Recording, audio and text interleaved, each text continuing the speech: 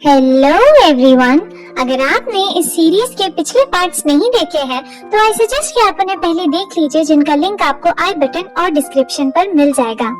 ऐसी ही इंटरेस्टिंग कहानियों के लिए हमारे चैनल को सब्सक्राइब करें, बेल आइकन दबाएं ताकि आप कोई नोटिफिकेशन मिस न करें, और अगर वीडियो अच्छी लगे तो लाइक भी कर दीजिएगा।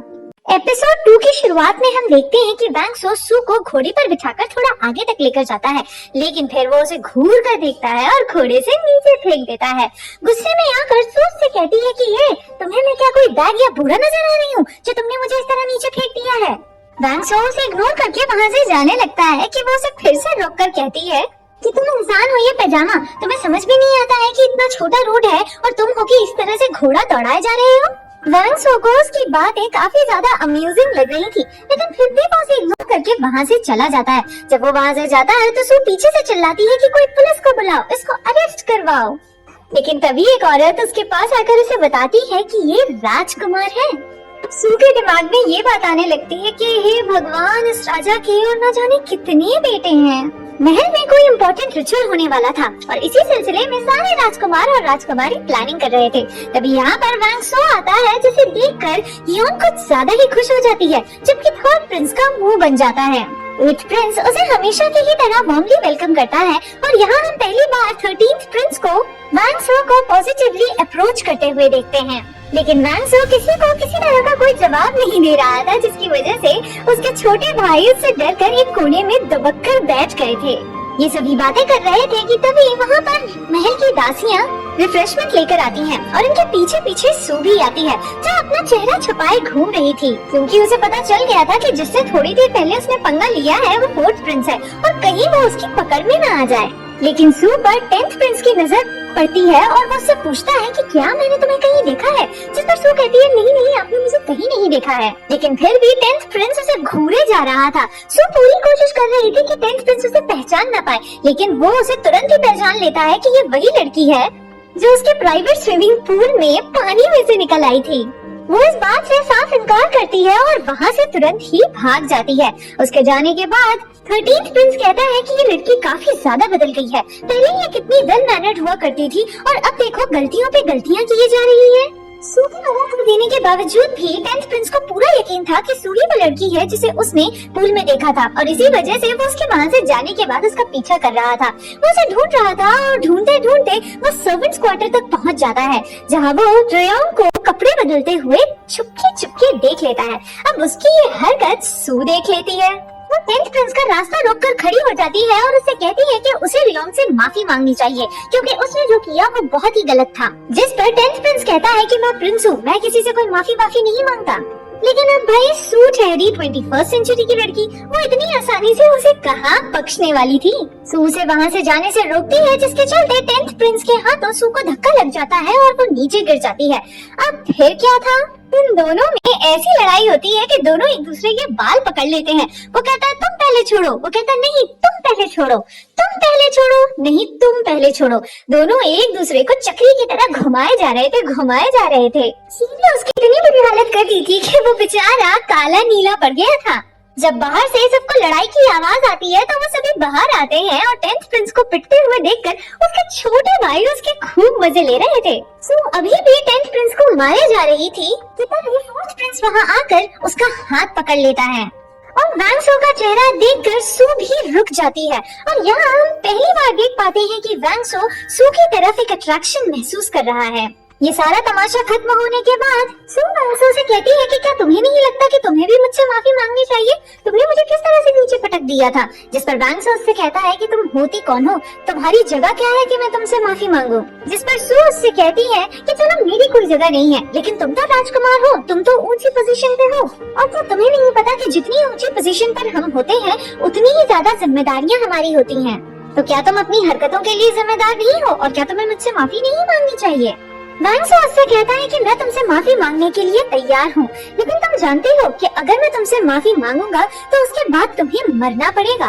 और फिर इतना कहते ही वो उससे सॉरी कहने ही वाला था कि सू समझ जाती है कि अगर इसने सॉरी बोल दिया तो समझ लो कि मेरी गर्दन तो कट गई। एंड थैंकफुली तभी वहाँ पर यून ही आ जाती है, जिसके पीछे सू थम जाती है और चुपचाप वहाँ से 9-11 हो जाती है। वैंग सो पहले भी कई बार सू से मिल चुका था, लेकिन उसे वो इतनी ज्यादा इंटरेस्टिंग कभी नहीं लगी थी जितनी की आज लग रही थी। अब ये तो हमें पता है कि वो सू कोई और थी और ये सू कोई और है। यून ही सू को एक ऐसी जगह लेकर जाती है जहाँ पर हम कई पत्थरों को इकट्ठा रखा हुआ देखते हैं। एक्चुअली उस जमाने में औरतें इस तरह के पत्थरों को इकट्ठे करके अपने बच्चों की अच्छी जिंदगी की कामना किया करती थी। यहाँ यून ही सू को समझाती है कि उसकी कोई औलाद नहीं है, लेकिन फिर भी वो ये सब करती है सिर्फ सू के लिए। वो जब सू को यहाँ लेकर आई थी तब वो जानती थी कि सू को अकेले ही बड़े होना होगा और उसके जाने के बाद उसे अकेले ही रहना होगा। इसीलिए उसने कभी भी सू को अपनी कजिन नहीं समझा, हमेशा अपनी बेटी समझा है। उसने इतने सालों तक कोशिश की है कि सू यहाँ पर एक अच्छी जिंदगी बिताए, लेकिन अगर सू इसी तरह से गलतियाँ करती रहेगी तो उसके लिए मुश्किलें बढ़ जाएंगी। उसे अंदाजा भी नहीं है कि आज 10th प्रिंस पर हाथ उठाकर उसने कितनी बड़ी गलती कर दी है, और अब इस गलती की सजा सिर्फ वही नहीं बल्कि 8th प्रिंस भी भुगतेंगे, क्योंकि सू उनकी जिम्मेदारी है। ये सब सुनकर सू को अपनी गलती का एहसास होता है और वो यून ही से वादा करती है कि वो जानबूझकर अब किसी भी मुसीबत में नहीं पड़ेगी और न ही यून ही और 8th प्रिंस के लिए किसी तरह की मुसीबतें बढ़ाएगी। 13th प्रिंस 10th प्रिंस से कहता है कि भाई तेरा चेहरा तो किसी पेंटिंग की तरह लग रहा है। 9th प्रिंस उससे कहता है हाँ ऐसी पेंटिंग जिसमें सिर्फ नीला और काला कलर है। और जीमोंग कहते हैं कि ये कलर इतनी जल्दी उतरने वाला नहीं है। 10th प्रिंस कहता है कि उस लड़की की हिम्मत कैसे हुई मुझ पर हाथ उठाने की, पर जानती भी है कि उसने किया क्या है। ये सभी उसका मजाक उड़ा रहे थे, जिस वजह से 10th प्रिंस को और भी ज्यादा गुस्सा आ रहा था। अब उसके गुस्से को शांत करने के लिए 13th प्रिंस उससे कह देता है कि मुझे लगता है कि सू तुम में इंटरेस्टेड है, अदरवाइज वो तुम्हें मारने के लिए भी हाथ नहीं लगाती। अब ये बात सुनकर तो 10th प्रिंस का गुस्सा रफू चक्कर हो जाता है और उससे पूछता है कि क्या सचमुच वो मुझे पसंद करती है। अब यहाँ हमें समझ में आता है कि 10th प्रिंस सू में इंटरेस्ट ले रहा है। वैंग सो को यहाँ आए हुए काफी वक्त हो चुका था और वो अभी तक अपनी माँ से नहीं मिला था, क्योंकि जब भी वो उससे मिलने के लिए जाता उसकी माँ उसे दरवाजे से ही लौटा देती। लेकिन इस बार वो जबरदस्ती उनके कमरे में आ गया जहाँ वो ऑलरेडी अपने दोनों बेटों के साथ बिजी थी। उसके कमरे में आने के बावजूद भी उसकी माँ उसकी प्रेजेंस को बिल्कुल एक्नॉलेज नहीं करती। जब वैंग सो उनसे पूछता है कि माँ आप कैसी हैं, तो उसके सवाल पर वो उससे कहती है कि मैंने सुना कि तुम आ गए हो, अगर मुझे तुमसे मिलना होता तो मैं खुद ही तुम्हें बुलवा लेती, तुम्हें इस तरह यहाँ आने की कोई जरूरत नहीं थी। और यहाँ हमारी समझ में आता है कि सगी माँ होने के बावजूद भी रानी यू के दिल में वैंग सो के लिए रत्ती भर प्यार तो छोड़ो हमदर्दी तक नहीं थी। वो उससे उसका हाल चाल पूछने के बजाय ये कहती है कि तुम वापस कब जा रहे हो, जिस पर वो कहता है कि मेरा यहाँ से जाने का इरादा फिलहाल नहीं है। इस बात पर रानी उससे नाराज होते हुए कहती है कि तुम यहाँ क्यों रुकना चाहते हो, यहाँ पर तुम्हारा है ही क्या।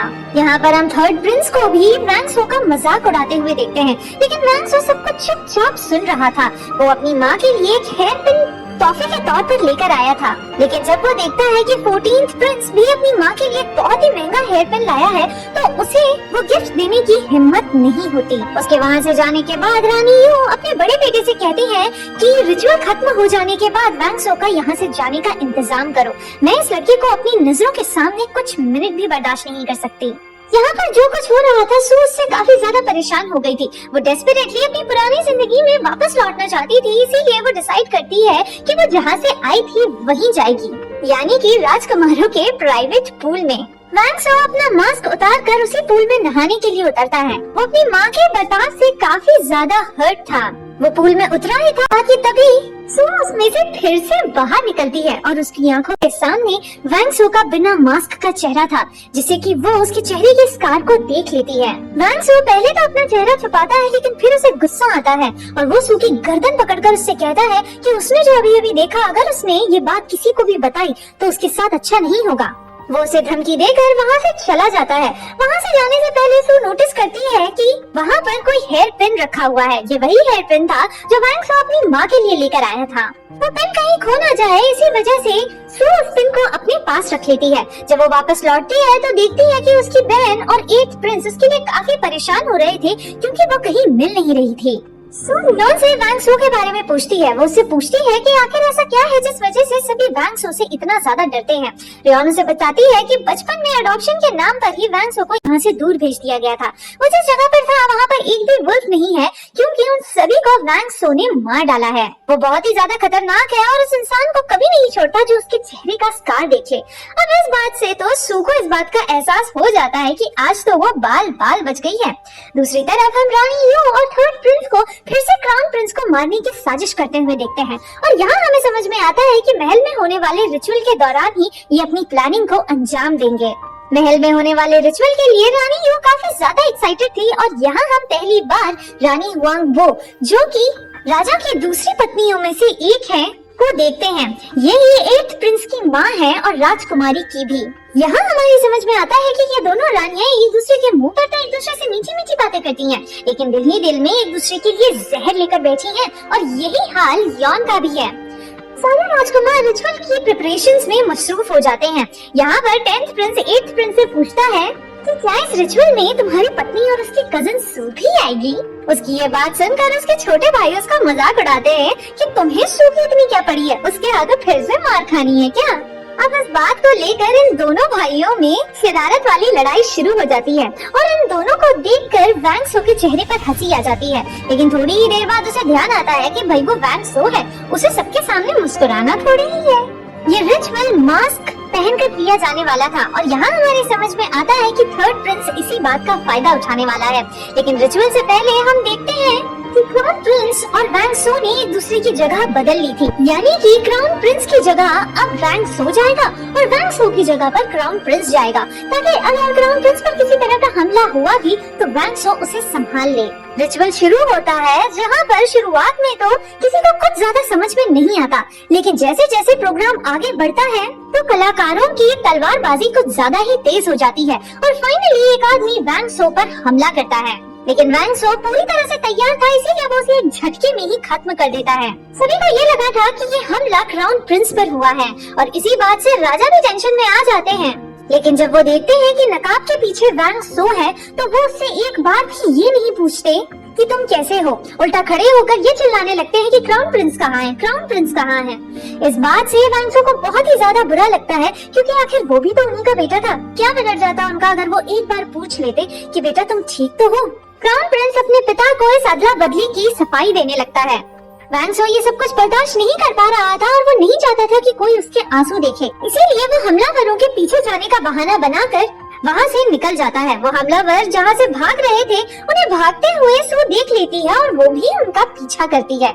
पीछा करते करते वो जंगलों में पहुंच जाती है, जहाँ वो देखती है कि बहुत सारे लोग इकट्ठे हुए हैं और उन्हें कोई लीड कर रहा है। लेकिन थोड़ी देर बाद ही उन सभी को मार दिया जाता है एंड डेफिनेटली ये सब कुछ उनके लीडर ने किया था ताकि पकड़े जाने पर ये उसका नाम ना बता दें। यहाँ पर सू इन सभी को देख लेती है, लेकिन ये इनके लीडर को नहीं देख पाती, जो कि थर्ड प्रिंस था। थर्ड प्रिंस को ऐसा लगता भी है जैसे किसी ने उसे देख लिया हो, लेकिन तब तक सू वहाँ से जा चुकी थी। उन्हीं आदमियों में से एक आदमी वैंग सो के हाथ लग जाता है। वो उसे कहता है कि अगर वो उसे बता देगा कि ये हमला किसने करवाया था तो वो राजा से उसकी माफी के लिए सिफारिश करेगा। वो आदमी काफी ज्यादा डरा हुआ लग रहा था, लेकिन इससे पहले कि वो वैंग सो को सच्चाई बताता, वहाँ पर सू आ जाती है, जिसे वो हॉस्टेज बनाकर वहाँ से निकलने की कोशिश करता है। लेकिन वैंग सो उससे कहता है कि उसे कोई फर्क नहीं पड़ता कि ये लड़की जिए या मरे, तुम्हें इसे मारना है तो बेशक मार दो, लेकिन मैं तुम्हें यहाँ से नहीं जाने दूंगा। लेकिन तभी उस हमलावर के सर पर एक खंजर लगता है, जिसकी वजह से उसकी वही मौत हो जाती है। ये खंजर एक प्रिंस ने मारा था ताकि वो सू को बचा सके। इस आदमी की मौत की वजह से वैंग सो बहुत ही ज्यादा गुस्सा होता है, क्योंकि यही एक आदमी था जो उसे रियल कल्प्रिट तक पहुंचा सकता था। वो इस बात का जिम्मेदार सू को ठहराता है, क्योंकि अगर वो बीच में ना आई होती तो वो अभी तक उस असली गद्दार तक पहुंच चुका होता। एक प्रिंस उसे वार्न करता है कि अगर उसने सू को किसी तरह का नुकसान पहुंचाया तो फिर उसे ना चाहते हुए भी उस पर हमला करना पड़ेगा, और बेहतरी इसी में है कि वो सू को उसके हवाले कर दे।